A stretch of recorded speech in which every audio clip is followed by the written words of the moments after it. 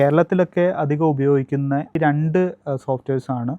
ഒന്ന് ടാലിയും ഒന്ന് സോഹോയുമാണ്. രണ്ടിനും അതിൻ്റേതായ അഡ്വാൻറ്റേജസും ഡിസഡ്വാൻറ്റേജസും ഉണ്ട്.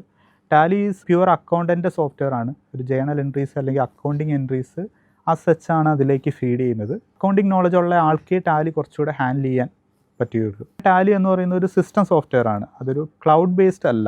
ഏതാണോ നിങ്ങളുടെ ലോക്കൽ സിസ്റ്റം അല്ലെങ്കിൽ ലോക്കൽ സെർവർ, അതിലായിരിക്കും ഇത് ഹോസ്റ്റ് ചെയ്യുന്നത്. അപ്പോൾ ആ സിസ്റ്റം ക്രാഷ് ആയിട്ടുണ്ടെങ്കിൽ ടാലിയും ക്രാഷ് ആവും. അതിൻ്റെ ഡാറ്റയൊക്കെ പ്രോപ്പർലി നമ്മൾ ബാക്കപ്പ് ചെയ്ത് വെച്ചിട്ടുണ്ടാവണം. Zoho is completely different. Zoho ഒരു ഓൺലൈൻ അല്ലെങ്കിൽ ക്ലൗഡ് ബേസ്ഡ് സോഫ്റ്റ്വെയർ ആണ്. ഇൻസ്റ്റാഗ്രാമിലോ അല്ലെങ്കിൽ ഒരു ഫേസ്ബുക്കിലോ ലോഗിൻ ചെയ്യുന്ന പോലെ തന്നെ നമുക്ക് എവിടെ നിന്ന് വേണേലും, ഇപ്പം വേൾഡിൽ എവിടെ നിന്ന് വേണേലും ലോഗിൻ ചെയ്തിട്ട് നമുക്ക് ആക്സസ് ചെയ്യാം. അതിൻ്റെ റിപ്പോർട്ട്സ് എല്ലാം മൊബൈലിൽ കിട്ടും. പക്ഷേ അത് ക്ലൗഡ് ബേസ്ഡ് ആയതുകൊണ്ട് തന്നെ അത് സബ്സ്ക്രിപ്ഷൻ ബേസ്ഡ് ആണ്. നമുക്കതിൻ്റെ ലൈസൻസ് എല്ലാ വർഷവും റിന്യൂ ചെയ്ത് എത്ര നമ്പർ ഓഫ് യൂസേഴ്സ് ഉണ്ടോ അതിനനുസരിച്ചാണ് അതിൻ്റെ കോസ്റ്റ് വരുന്നത്.